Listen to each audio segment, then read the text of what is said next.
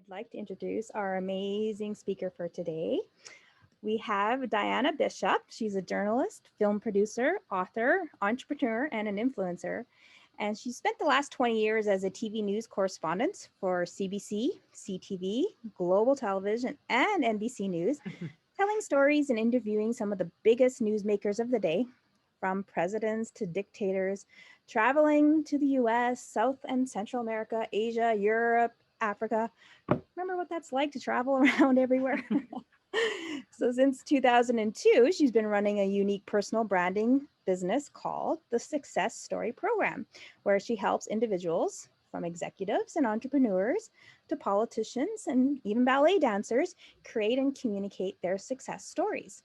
The Success Story Program has taken Diana across Canada to the US and to Europe, where she has spoken to dozens of business groups, while also being profiled as one of Canada's top businesswomen, National Woman of Distinction, and as well being featured in the media, such as the Globe and Mail's Report on Business.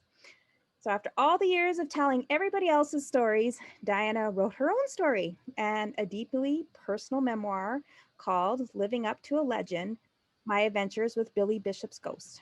This explores the profound impact that her famous grandfather, World War I flying ace, Billy Bishop, has had on her life.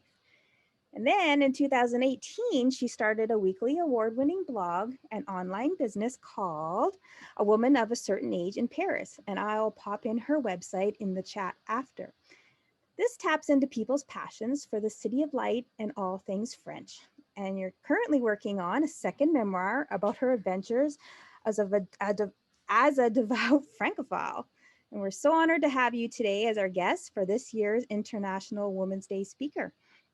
Nancy, do you want to share a little bit how you and Diane first met? We met at a conference in California in Ojai. It was fabulous. Diana was one of the guest speakers at that point. Another friend who was going to be on today is unable to join us, but we certainly had a great time. What a great location that is. And so we had some time together. And then Diana lives in Collingwood. So we regrouped, reconnected, and I'm part of her Women of a Certain Age series, which is excellent. So looking forward to your story. Thank you, everyone. My goodness, that makes me tired just hearing my resume back. Did I really do all that? I hope so.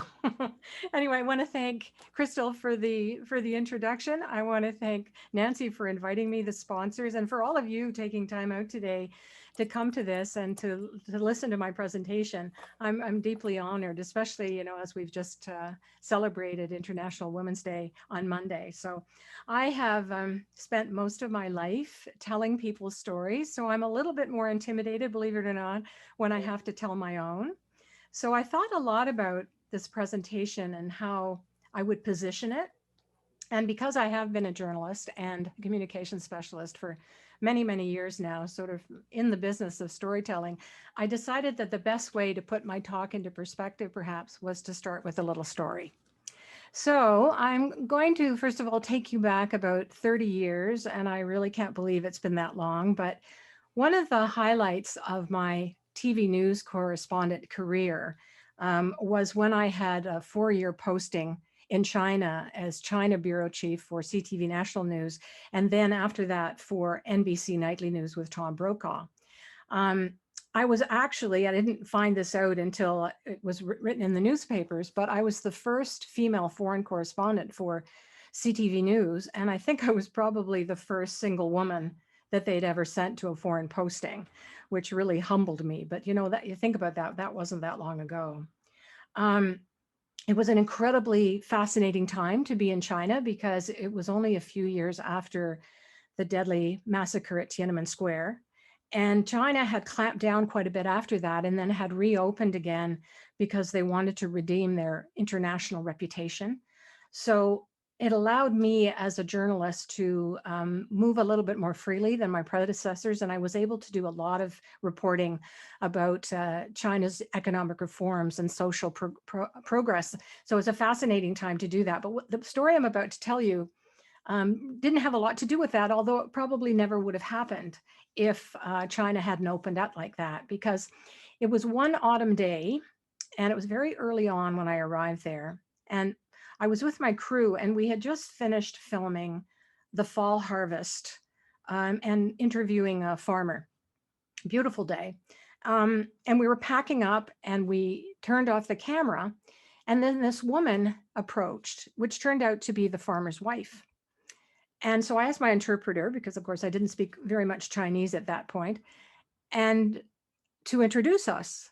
And so this woman, as soon as she was given that invitation, she came right up to me and she took my hands and she held them in her hands and she looked at them and she turned them over a few times. And then she said, through my interpreter, she said, "This is the difference between our lives." And the strange thing about that is that it was said with absolutely no malice, no resentment. There was no envy. It wasn't like she was saying to me, how lucky you are to have the life you have, somebody who's never done any labor in the fields kind of thing. In fact, it was very different. It felt very much like an unspoken truth had passed between us. This understanding that no matter where we lived, because we didn't live in the same country, no matter how different our lives were, that these physical differences did not separate us, that we were actually two women and we were connected. And, it was such a simple moment. It only took a minute or two, but it was so powerful. And I could have spent many hours probably talking to that woman about her life and her story. And I wish I had, but I made up for it later because she inspired me to start really telling women's stories.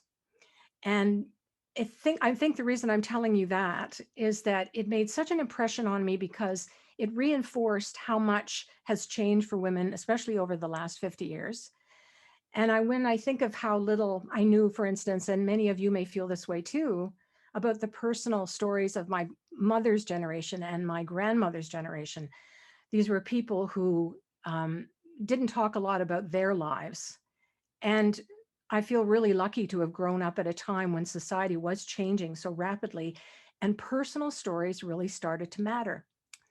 So what I've discovered in my career and my life is that stories really do empower us and they actually change things. They change what happens in society. And so I've seen that so many examples, you probably have too, but I'm going to show you a little bit more about that. So what I thought then I would do today is share with you the belief that I have that each one of us has an incredibly powerful story.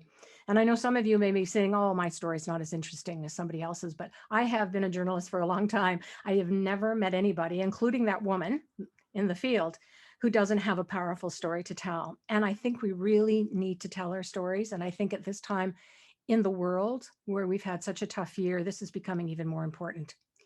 So I have personally looked at everyone's story like a movie or a play or a book, because I believe we all have chapters in our lives. And what's interesting is once you organize a person's story and even your own story, is that you start to see the symmetry in your life. And there are dots to be connected throughout. So I thought I'd sort of illustrate that by telling you a little bit more now about my story and what I mean, which in turn I hope may inspire you to review your life, no matter how old you are, and see if you can connect the dots in a way that empowers you more and takes you into the next chapter of your life. So here we go. I'm going to start my story and tell you my story in 4 chapters. Let me just share, because I do have some pictures to show you, thankfully. You don't have to watch my face the whole time. Chapter 1 in most people's story is the family story. And everyone has their family story, as we all know. This is a story that shapes who we are, where we came from, where we might take that, and also what we might let go over the years, especially after probably many years of therapy. But my family story is probably a little bit more public than most because of this man, my grandfather, Billy Bishop, whose claim to fame, other than the airport in Toronto, which most of you probably know, is that he was probably Canada's most celebrated war hero. And he was most people don't know this, but he was the highest scoring flying ace of the entire Commonwealth in the First World War, and the first to do combat. So he was part of this very rare breed of people who fought in the air for the first time. And to put this in perspective, the Wright brothers took that first flight, which was 15 seconds long, that's all it was, about 15 years before that. And so 15 years later, they have created these planes, very rickety planes, put some fighting machines on them and started shooting at each other. And when you think of that, the average lifespan of a pilot in the First World War was 10 days. You'd realize just how remarkable my grandfather's story is, because he survived almost 2 years and over 100 missions. So knowing that, let me change here. I grew up with this history, and it really became part of my identity. And the brand, because my grandfather's brand has just grown since then. I mean, he is, books, movies, streets, cafes. He's on a page of your passport. There's 2 airports named after him, 2 mountains in the Rockies, and on. There's even a beer, I call it Billy Bishop beer. He would have liked that, actually. But I grew up knowing about his story, but also listening to my father, who was Billy Bishop's only son and also a fighter pilot in the Second World War, telling stories about him, both personal and the war exploits. And so when I look back now, and no one has played a greater role in my life. And this is quite remarkable when you consider that Billy died when I was only 3 years old. So I didn't even know him. Although he just stayed with us because, whoops, let's see if I can, oh dear, what is happening here? There we go. Nope.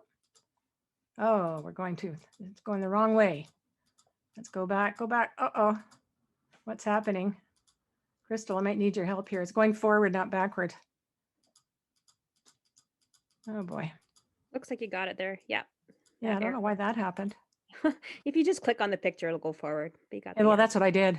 Anyway, I don't know why that happened, but never mind. You've got a preview. These are the artifacts that actually my family had for a long time in my father's den. And if I'll just point out the one at the back there, that is the windshield of one of my grandfather's planes. It's not very big. It was only about maybe 1.5 feet wide. And you can see that little hole, that's a bullet hole that was just to the left of my grandfather's temple. And the reason he kept that windshield is because it just grazed his temple. And if it had been a little bit closer to his head, well, of course, he wouldn't have been here to tell the tale, and I wouldn't be either. Below that, you can see the breastplate of medals, that there's 15 of them and some extra medals as well, including the Legion of Honor. But on the very left of that breastplate is the Victoria Cross, of which is the highest medal you can get for bravery. That breastplate of medals is now in the Canadian War Museum, and they're considered some of the most valuable on the planet. They're insured for millions and millions of dollars. Well, at that time, around the age of 10, this breastplate of medals was in my father's underwear drawer. That's where he kept them. And I think a lot of people did that at that point because people didn't really realize how important history was. But one of the things my father always said to me and to my little brother was that we weren't allowed to look at those medals unless he was with us. In which case, what we did is every chance we got when he wasn't around, we went up to the underwear drawer and went through the underwear, unfortunately, which is a very sorry tale. And we pulled out these medals to have a look. Well, I decided that I could probably get an A+ if I took those medals to school for a history project. So that's what I did one day. I waited for my father to leave for work, and I snuck up to the underwear drawer and took them out, put them in a brown paper bag, looking behind me all the way to school, and took them into the classroom. And the look on my teacher's face was really something. And of course, it was a big hit. And I did well, I think, on the project, or at least I thought I did. I actually only got a B+, which is very sad. But I think my teacher was really sending me a message even then that not to get too carried away with my grandfather's fame as part of my identity. But I think, frankly, that maybe it was just a little bit too late for that. So I became, growing up, quite obsessed with my grandfather's life and with my grandmother's. Because my grandmother was actually Timothy Eaton's granddaughter from the Timothy Eaton Company, so a department store fame, if any of you remember that. 1 in 5 Canadians actually worked for the tea eating company at some point, including me. But anyway, my grandmother was really part of a generation of women who had to put their husbands first. They certainly had a wonderful life together, and they were married. This is their wedding picture in 1917, after my grandfather had just won the Victoria Cross, and they were married and then went on a very small honeymoon before he had to go back to war. Their life after the war, though, was the stuff that movies are made of. They lived in London actually after the war, because my grandfather worked for a number of different companies. And it was the roaring 20s, and their lifestyle was very much of the rich and famous. And they hobnobbed with royalty. They vacationed in the south of France. My grandfather had a string of polo ponies. They were friends with Hemingway and the Scott Fitzgeralds, and it really was a glorious time for them. But I always wondered, it couldn't have been easy for my grandmother as a woman during all this time, because my grandfather, as a celebrity, and he enjoyed every moment of it, as you can tell, there he is in the middle in his early 40s, actually. He was being feted from London to Hollywood. And actually, this is a picture of him, a publicity shot in Hollywood with a lot of the Hollywood starlets at the time, because he was making a film where he played himself, only a few lines, with a film called Captain of the Clouds, with James Cagney. But anyway, so there's a number of people you might recognize here. At the extreme left is Rita Hayworth.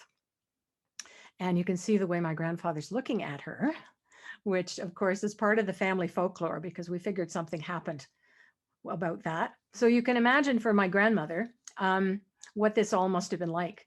And I was actually very lucky to be able to spend some time with my grandmother at the end of her life. She had of course, my grandfather had died a long time before, but she had remarried to a man who shone all of his attention on her for a change. And I think this must have been quite lovely and different for her.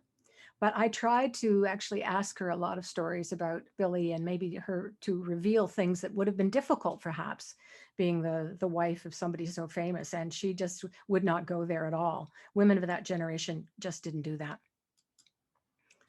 Okay, so probably the biggest effect then on me from my family story and my grandfather's legacy was that I became somewhat of an overachiever. I actually constantly felt the need to prove myself. I think this happens a lot when you have sort of a successful person in your family that you're always looking up to.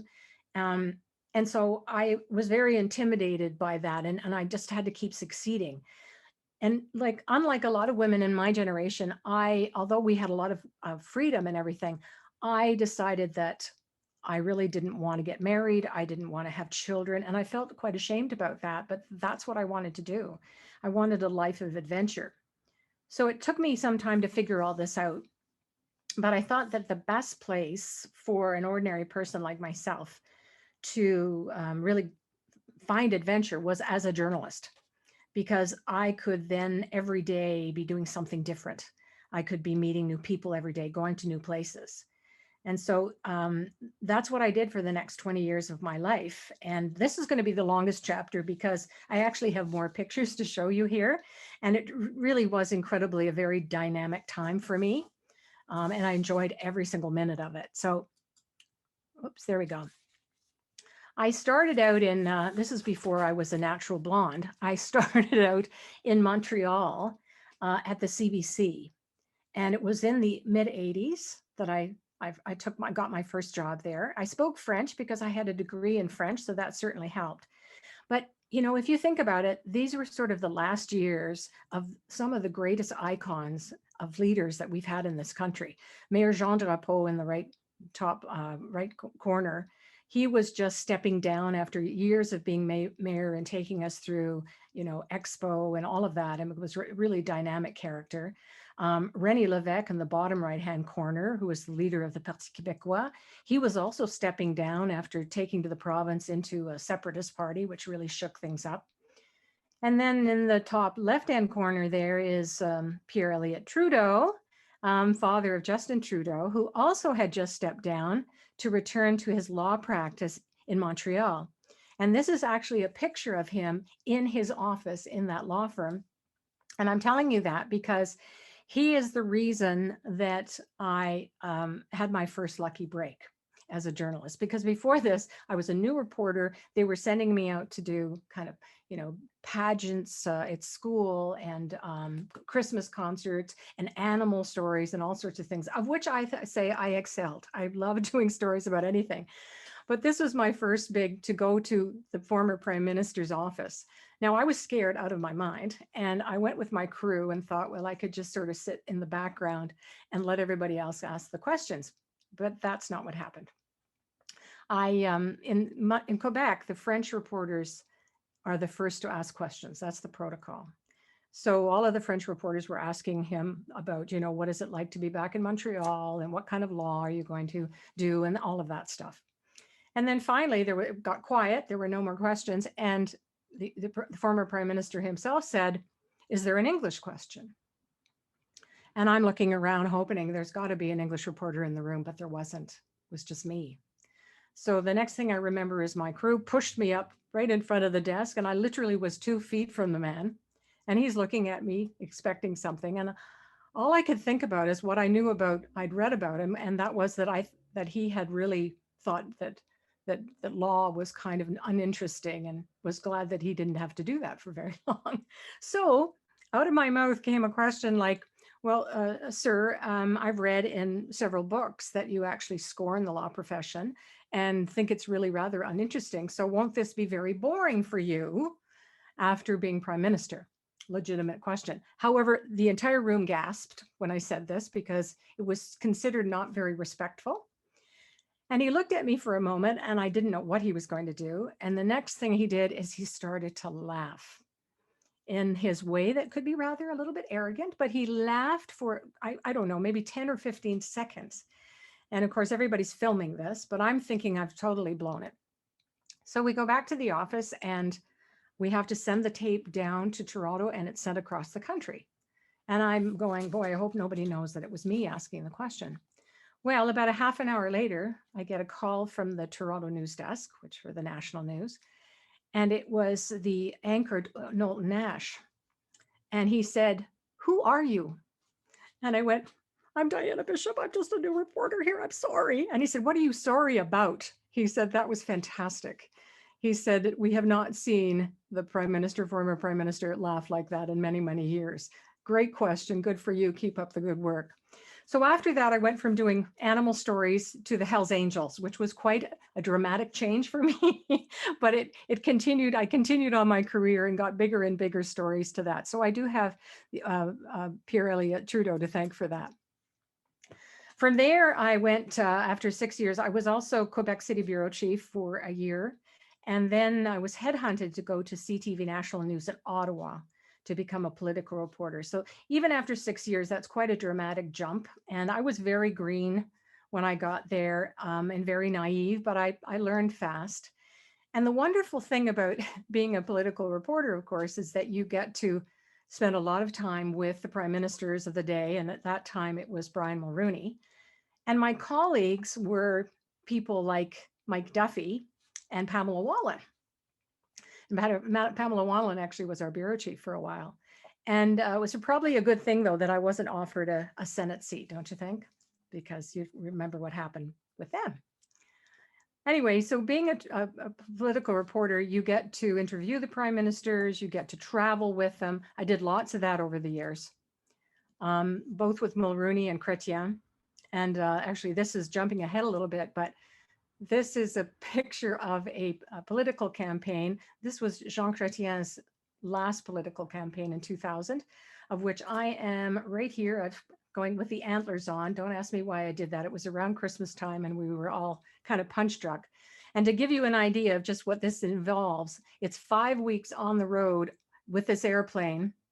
And your day kind of might leave Ottawa first thing in the morning, fly to Winnipeg, do a speech, have lunch, get on the plane, fly to Vancouver, do a dinner speech, stay up most of the night preparing reports just for the CTV National News and also for this Canada AM the next morning, 2 hours sleep, get back on the plane and keep going. And over a period of 5 weeks, I covered about 55,000 kilometers. Very, very long hours. It was fabulous fun. I don't know how I did it now after all these years, but certainly something that I still look back on and think, isn't that great that I actually did that?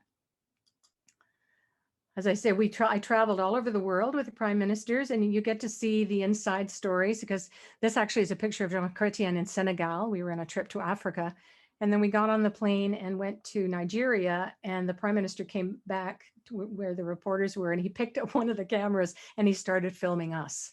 So you get to see things in a very different light than you would on the news. I covered all sorts of news events around the world, from the G7 to the Francophonie to the Commonwealth summits to the OPEC, all of those kind of things. This is just a picture I had that I found, and you notice that I'm actually the only woman in this picture. And this was in the early 90s. So consider that the press corps was mostly still male at that point. Some very famous faces there you might recognize. CBC's Joe Schlesinger, who died recently. Wonderful man, one of my closest colleagues. Whoops, it's gone back again. Hold on, there we go. Bob Fife, who is now with the Globe and Mail, but was with CTV News, Radio Canada, Star Reporters, all sorts of interesting people there. I was very, very honored to work with these people, and I still keep in touch with them, which is just wonderful. But to get back to women, I started really gravitating towards women's stories and meeting women and interviewing them if I could. So I thought I'd just put together 3 people who really impressed me over a period of time that I got to meet. I didn't get to interview the Queen, but I got to meet her. So Celine Dion, of course, I met in Quebec when I first started as a reporter, and she was about 14 then. I remember I went to one of her first rehearsals for a big concert and was just completely blown away by her voice.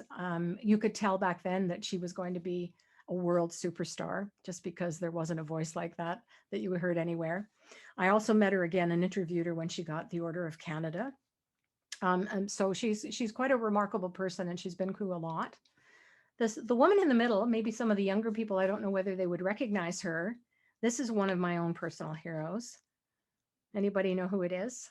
It's Betty Frieden, who wrote The Feminine Mystique. She was head of the women's movement in the United States. I got to spend a full day with her. And when I was in NBC News in Beijing, she came to Beijing for the International Women's Conference, and NBC had exclusive rights to her and her story that day. And so we got up early. I went all over the place with her.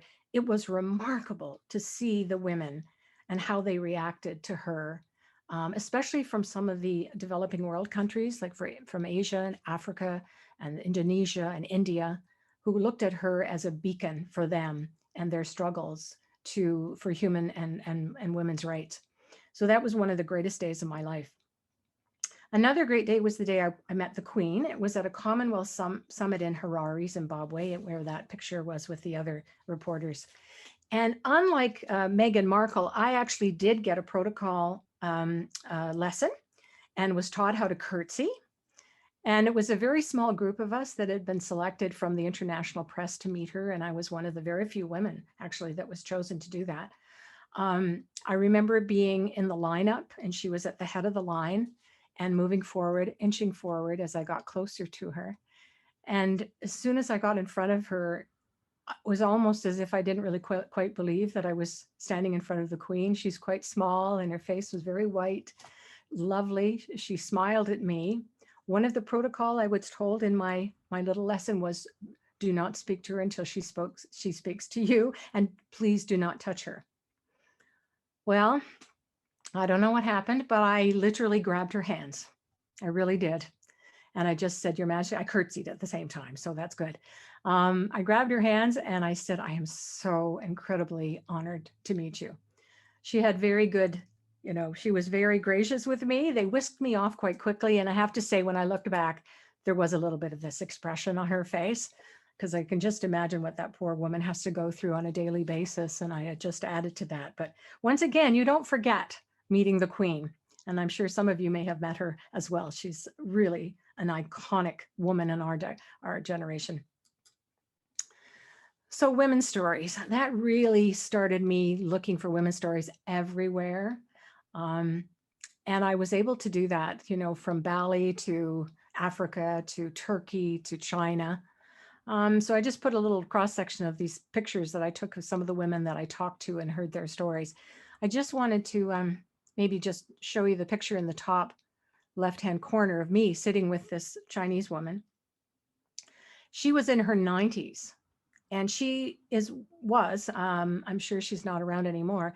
She was one of the women, the very last women, who had her feet bound when she was a young girl. And you probably know about women with their bound feet.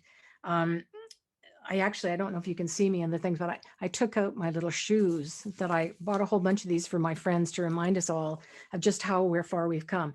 These tiny little shoes, they're no bigger, not even as big as my hand, were what a woman like that could put her feet in after what they did to her. And that is that they would break her foot and turn it inward, and then they would bind it up in great pain and wait for it to sort of settle. She was never able to walk. They had to carry her around, but it was, according to the men, it had been done for centuries. It stopped in the early 20th century, but it had been considered a mark of beauty, and it had been a way really to subjugate women so that they would not, usurp their men. So I'm so glad to see that that no longer happens. And those shoes will always remind me of that. China was actually my favorite posting of all. I had a real affinity for the place, and I have no idea where that came from. I think it was because, when you're in Canada, you are under the thumb of your editor all the time. Well, when you're out in the field like this, you have the freedom to do any report you want. And as long as you keep delivering really good material, you keep the Toronto desk happy. So I tried to do that as much as I can. So this picture on the left is me with my NBC cameraman, who was Chinese speaking, spoke no English. So I had to really hone my Chinese skills in order to be able to work with him, but fantastic person to work with. On the right-hand side is my CTV cameraman, Jeff Richards, very famous cameraman. And we were just setting up, this was probably in our first month or so there, setting up for a spot with Canada AM. It was night in Beijing and early morning in Canada. And this is what happened. We were in Tiananmen Square, so we were surrounded by police, but thousands of Chinese are out walking at that hour, and they just all sort of crammed around us. But that was typical of what it was like for most of the things that we did. We went on the road a lot. Again, it was very new and novel for us to get out into the countryside and do more than people had been able to do before. And we have so many adventures. I could go on and on, but you can see I gravitated towards the children, and these are female children from a school. On the bottom right-hand corner, this is my cameraman again, taking pictures of the farmer, not the farmer whose wife I talked to, but they were harvesting ginger here, which was really interesting to see ginger come right out of the ground. It's not like what we see when you get it in the store. And then the top, I just had to put that picture because I'll never forget that day. It was very cold. It was December. There was no heat in this restaurant. That's my cameraman and my interpreter to the right, and 3 of our minders.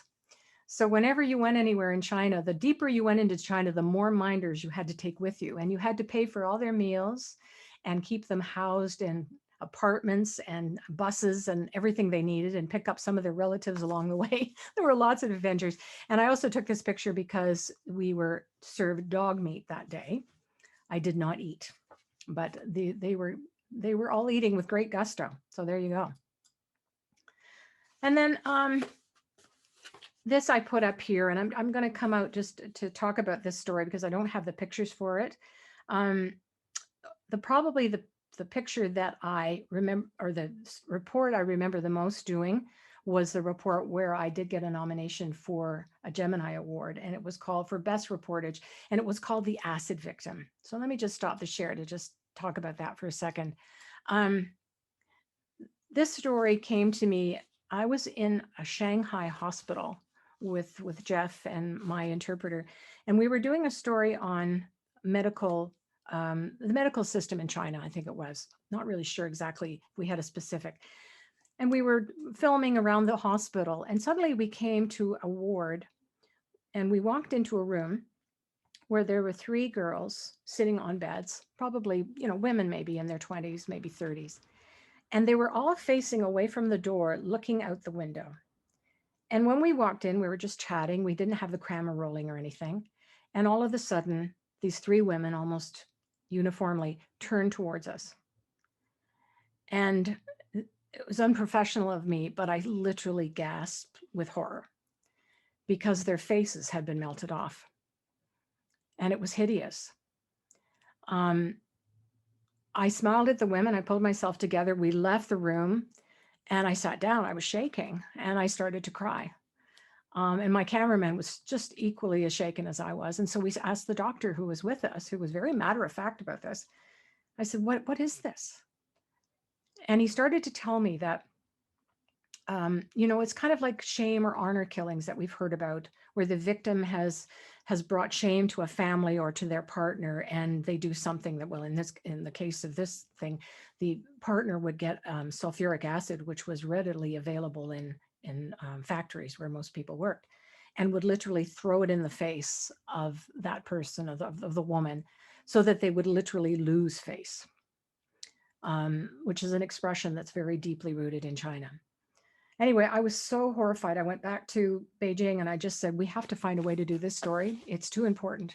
So it took me a year. I had to piece a lot of things together. I had to kind of deviously get into places where I wasn't really allowed to go. And we did started to get some footage about people who'd had these stories, were, in the countryside. And then I got a piece of footage. I had to actually bribe a station in Shanghai who had some footage of a real life woman from the countryside where they had taken the case to court. And there was footage of this woman before and after, beautiful young woman, and her face just destroyed.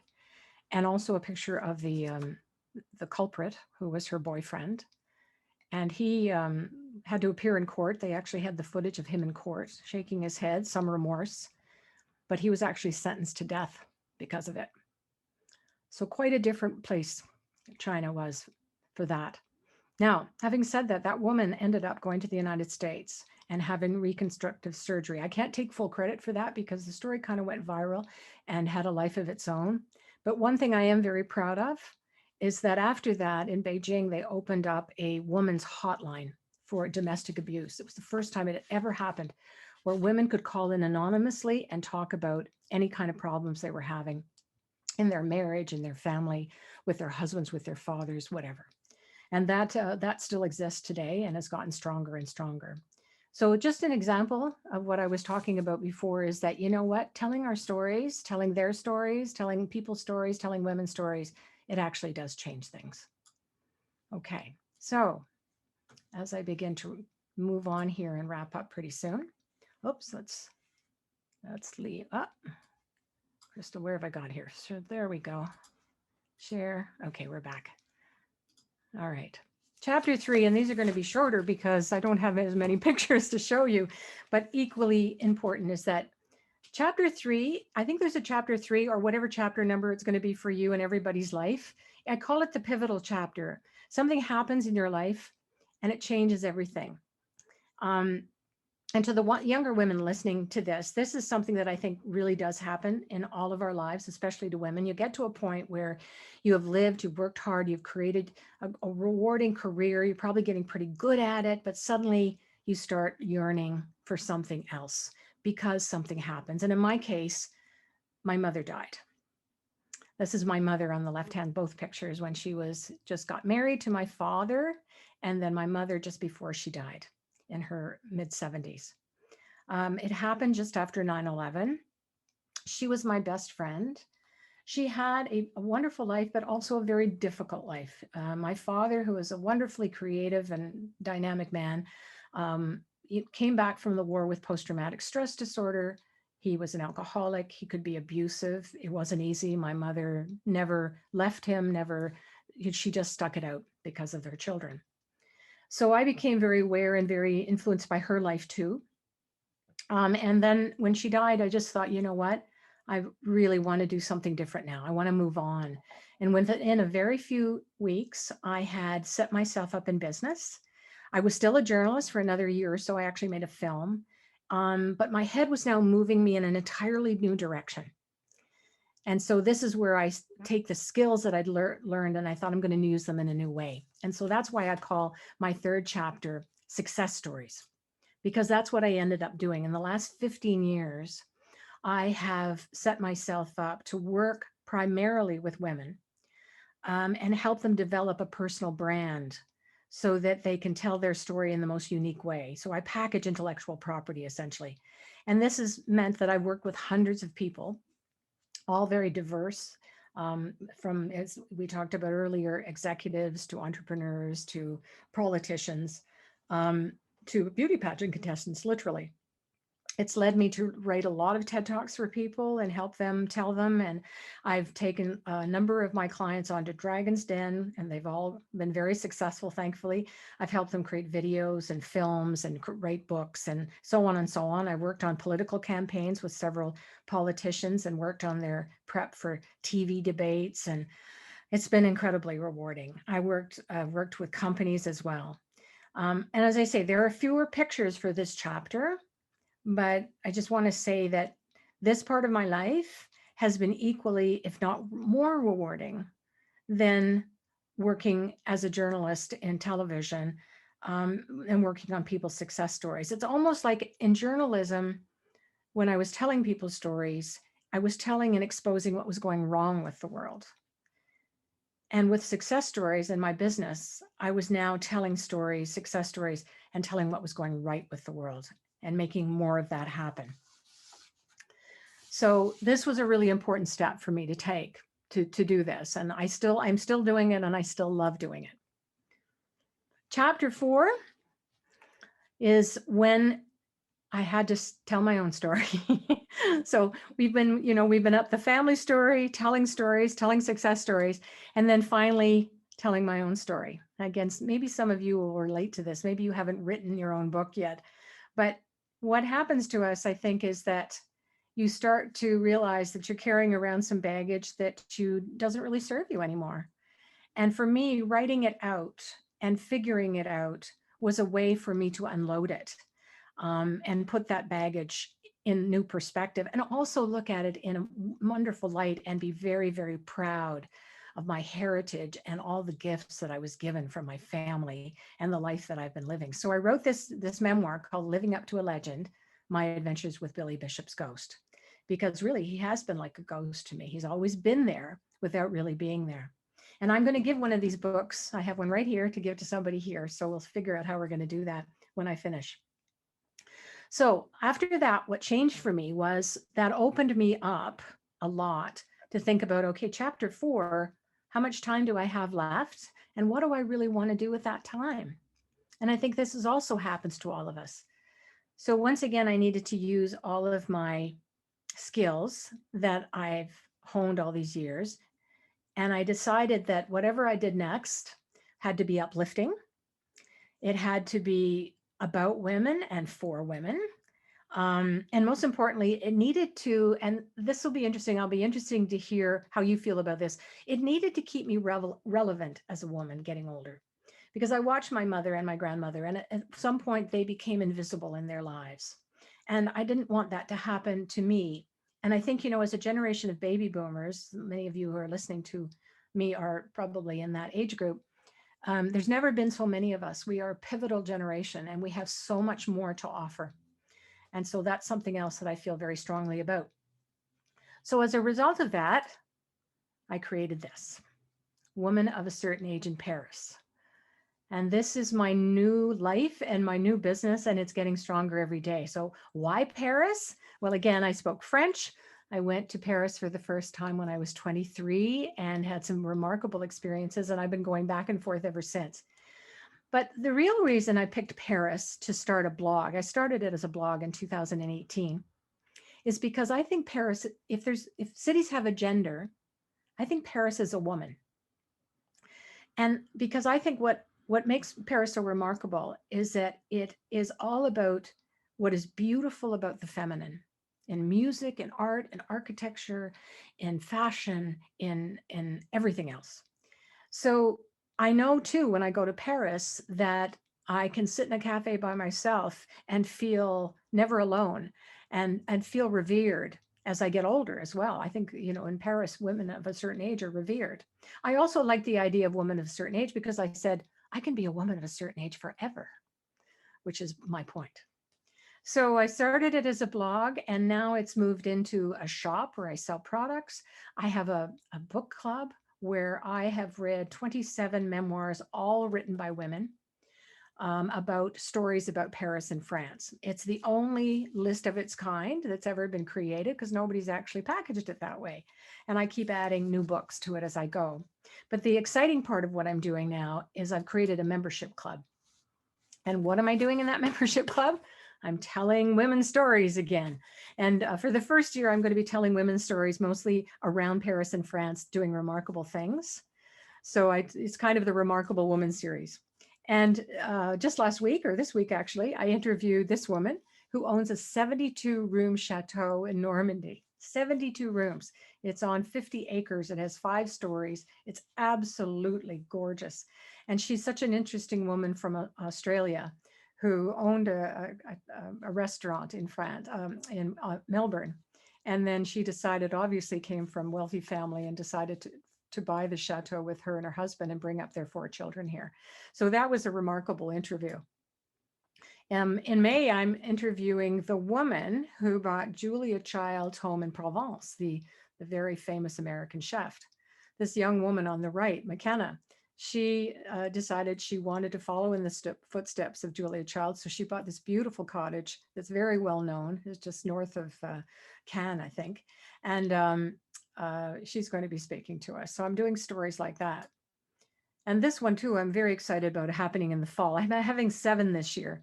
This woman is causing great waves in Paris right now because she's written this book called The New Parisienne. Because so many of us grew up with the image of the Parisian woman being white and lithe and wearing the right scarf and sunglasses and looking a certain way. And she breaks that stereotype to a much more diverse world that Paris is growing into. And she's right. Paris is not the Paris of the 1970s. It's a very different place. So all of that to say, I keep coming back to the source of who I am. And as a woman, I care about women and their stories. And as long as I get up every day and I know that I'm going to tell another story, I feel like I'm living my purpose.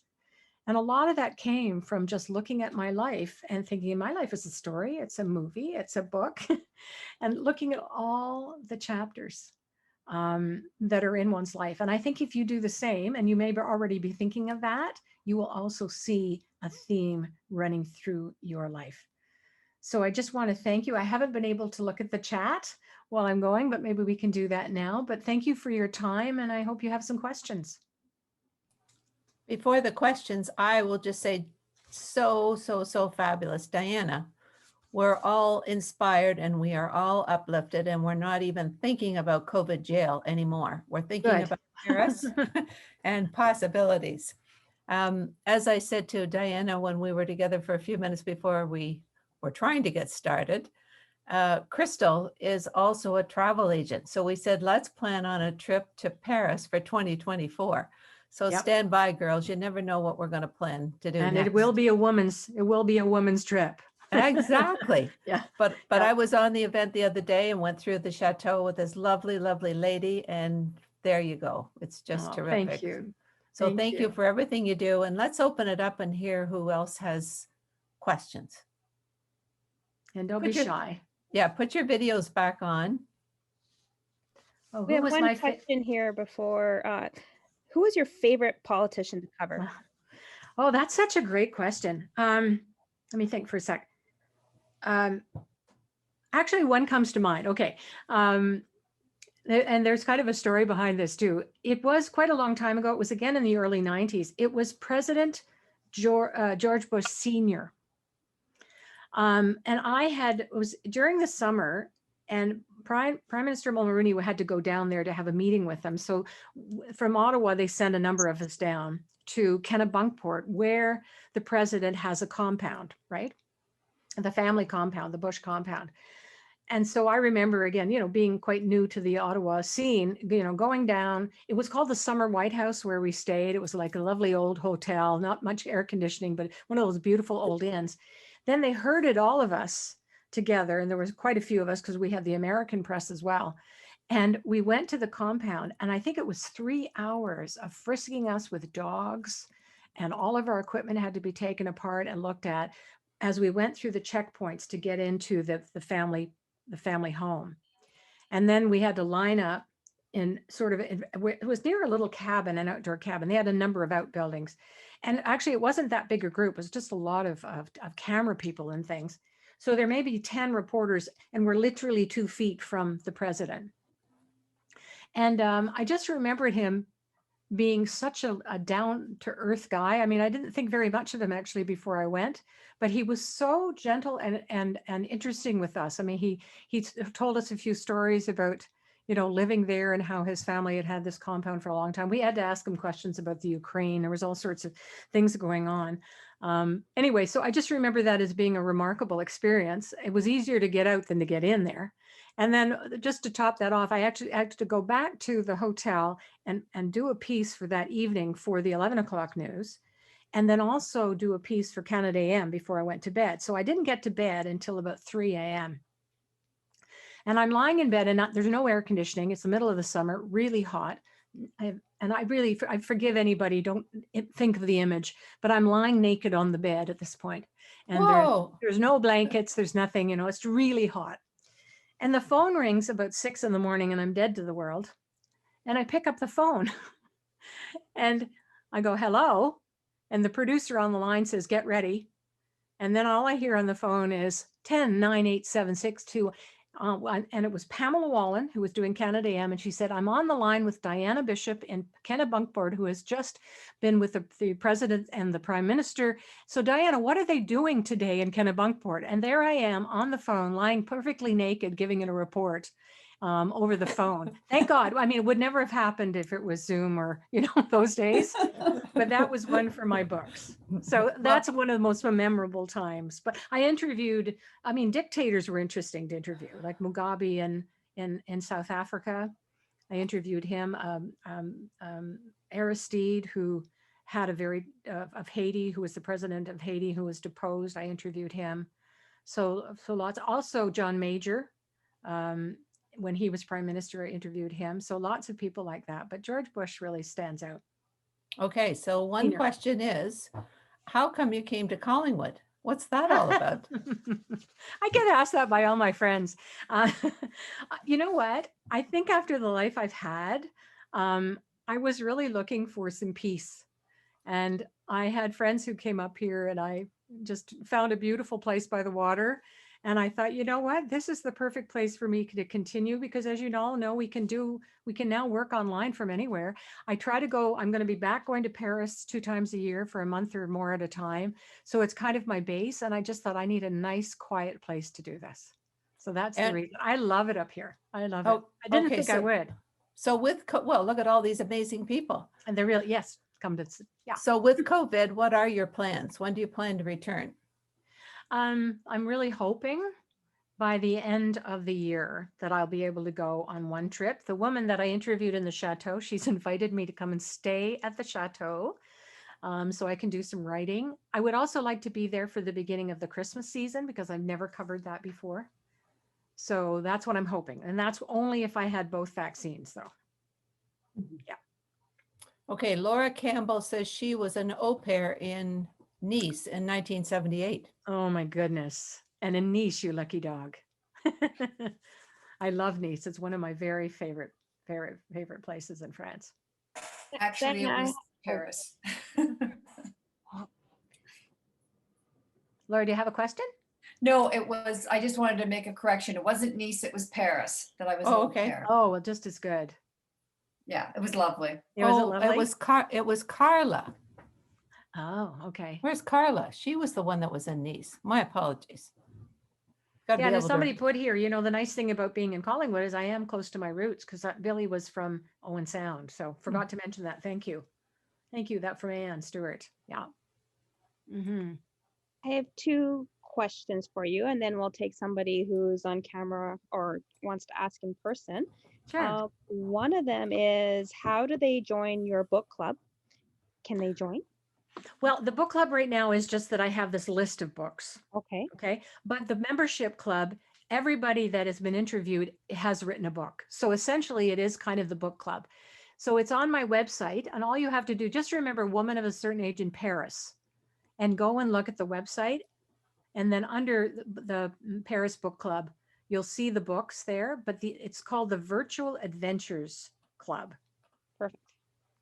And you can either go in and buy the interview itself, where you get to be live, or you can do a year membership. It's all very reasonable, though.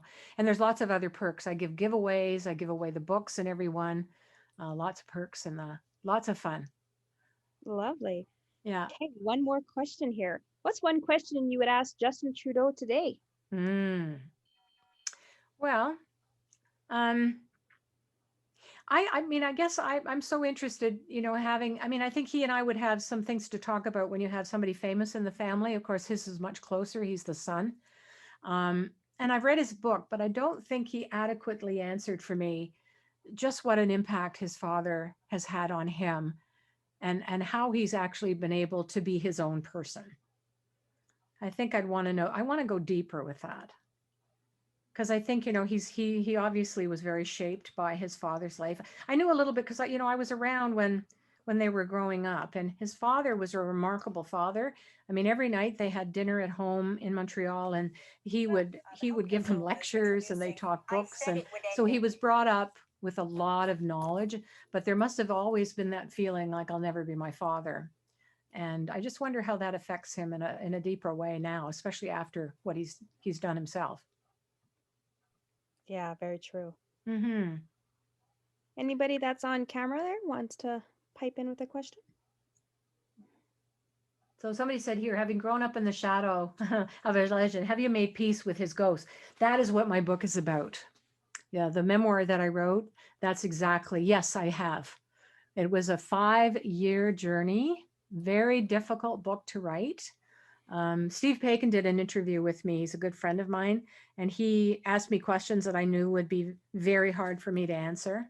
But I think, I could answer them now because of having written that book. And that's why I say everybody's got that one book in them. And sometimes we don't need to write it, but sometimes we need to feel it. So it was that. Yeah. What and I'm writing another one now. What difficult question did Steve ask you that you could answer better now? Oh, you know what he asked me? And it was at a time when I was feeling most vulnerable. And he said, is the family, that life that you had growing up, which was very painful in some ways, was that the reason you didn't get married? Yeah, I know, just gasped, right? It's funny that would seem like a vulnerable question, but it really was. Even as I said it, it still feels vulnerable to me, because I'm not really sure. I mean, I talked a lot about it in my book, but of course it must have. I think my mother's life, my grandfather's life, my father's life, it just pointed me in a different direction. But I struggled with it, especially in my 30s when, the biological ticking clock is going and you're thinking, I should be feeling this way and I'm not. What's wrong with me? I had a really hard time with that. But all the traveling too would make it very, very difficult. Who could follow me around? Yes, exactly. No. Crystal, sorry I took over. You carry on. That's all right. I see one here. How do you recommend starting to literally write your own story? Okay, great question. You'll be surprised at this. You just sit down and write whatever comes to mind first. Like what people try to do. And I know I talked about chapters. Those chapters don't happen until you actually sit down and write something. So I always encourage people, whatever is a memory that you have, sit down and write that memory and everything around it, every detail. You'd be so surprised at what details come back to you that you think you've forgotten. And don't make it complicated. It could be the smallest thing, like the little story about the Chinese woman I met in the field, because that's the beginning. And then what happens once you've done that, you will find yourself doing that again with another memory. And once you start to string those memories together, that's when a theme starts to develop. I had no idea what my book would be about. And it actually ended up, when it came out, I had anxiety attacks for a week because I didn't know if anybody would like it, whether they would pan it with the media, my own people would pan it. And I was mostly worried about what would people say about the book. And what came out, and I was so lucky because it was universally rave reviews about it. But what people, baby boomers, came back to me and said, thank you for writing my story. Thank you for writing the story of children who grew up with parents and grandparents who went through the wars and brought the trauma back into the house when they came home. I didn't know that would be the story, but is what it's ended up being. So you don't know when you're writing your story what other people are going to find in it. You just go and find whatever you can find yourself. It's a remarkable process. Claire, do you have any comments? Claire Becton, she wrote a book. Well, I did ask the question about the politician, but I'll ask another one here, and that is, what's chapter 5? You know what? I knew somebody was going to ask me that. I'd be happy to be a woman of a certain age for the rest of my life. So I'm thinking I'm just going to go with that theme, but I don't know. And I don't know, Claire. I'm going to be really watching for that. I think I still have a lot of legs with this blog and everything. I mean, ideally, I would like to turn this maybe into a television show on YouTube or something. So I'm just going, I want to have some fun now. So I want my rating to be all about that. So great question. There's no end to the chapters. So it'll be chapter 4 plus. I think so. Okay, so I have to put Paul on the spot. Let's hear what the guy has to say. Is he our only guy? I know. What have you learned, Paul? Hey, sorry, I was on mute. That was really, really interesting. It makes me think it's someone of such eclectic background and knowledge and such experiences. The questions are fantastic, and it makes you feel a little self-conscious about how do I get one half as interesting as a life as that. But it's really great to have you here. Somebody asked my question right off the bat, which was, tell us your most unique experiences with certain people, whether it's politicians, that age-old question of, if you could have dinner with one person, who is it going to be, kind of thing. I guess that's a bit of a different twist on that question. But what's your thoughts around, we don't want to make this very political, but around, political figures now and your take on the wins there, and as it pertains to women. I think somebody wrote in the chat, there's a lot of strides being made within companies and corporations, but also at a political level, not board levels. I know that's a broad-based question, but if you could talk to that would be interesting, because with Women's Day on us, it's obviously it's a very poignant subject right now, and obviously I think a lot of us are on LinkedIn. There's a lot of people posting a lot of good stuff about that. So what's your view on the winds of change, I guess? Yeah, it's a big question, but to make it as simple as I can, is that especially for women, the whole point of my speech was the fact that if we tell our stories, we are moving forward in society, whether it's Black Lives Matters or the Me Too movement or whatever it is. And didn't happen before the last 50 years. Women didn't tell their story. So this is huge. And I think it's such a simple answer to it that it moves us forward all the time that we're doing that. Now, having said that, there are so many vehicles to do that. And one of the reasons I actually decided to leave journalism was because it was changing so rapidly, and that it was getting to the point where anybody was a journalist, when you hear the Meghan Markle story and whatever you believe about that, but just, the tabloid press, for instance, is not the media, in my opinion. So things have gotten a lot grayer in terms of, what the media represents and how we do express ourselves. And so I come away from all of it thinking is that people need to be very careful what vehicle they choose to tell their story. They have to be careful about it. And we didn't really worry about that as much as we used to. Like before, you could go to the traditional media, they might skewer your story a little bit, but basically you could be heard. Now you have to be careful about how you how you tell your story and who you tell it to and that kind of stuff. So I'm a little bit leery about all of that. That's not really answering your question, but if you know what I mean, like the winds of change is huge, right? But for me, it's always looking at how do we express ourselves, because communication is absolutely everything. So words matter. They really matter. And we've learned a lot about that in the last few years. So that's, I just keep hitting that with people, is just be careful what you say and where you say it, and pick the right vehicle to do that. Yeah, I guess as part of that, social media is empowering people, but it's also focusing people's attention sometimes much too narrowly, I think. And I guess it's trying to fight through that as well. And how much of it is it really true anymore, you know, because people can be bolder and do things that they wouldn't normally do. So we're kind of not sure anymore of what's real and what isn't. So my biggest worry is that the media, having lived in countries, you know, like China, where the media has no voice, right? There's no truth. You just kind of have to go out and see what's going on. You know, people who haven't lived in that environment don't realize how fragile democracy is. And it is very fragile. And one of the greatest pillars is having a media that's free, that's allowed to say, this is what's happening. You decide whether it's true or not, but these are the voices. So I get really afraid of that, of the media being looked down upon, or, you know, people thinking they're scum or whatever it is, because they're literally turning their back on one of the biggest, you know, bastions of free speech and the rule of law and things that make our, you know, the Western democracy so powerful. Yeah. Okay, so we're going to lift this up because we want to end on a joyful note, right? Yes. But I will say thank you again, Diana. That was super terrific. And for those I have a Blue Yeti microphone, by the way, just so that somebody's asking what my mic is. It's called a Blue Yeti. It's a broadcast quality microphone. And where does somebody get one of those? They're on Amazon.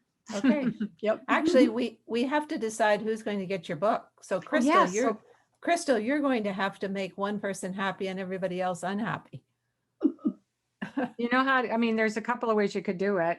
Yeah. Go ahead.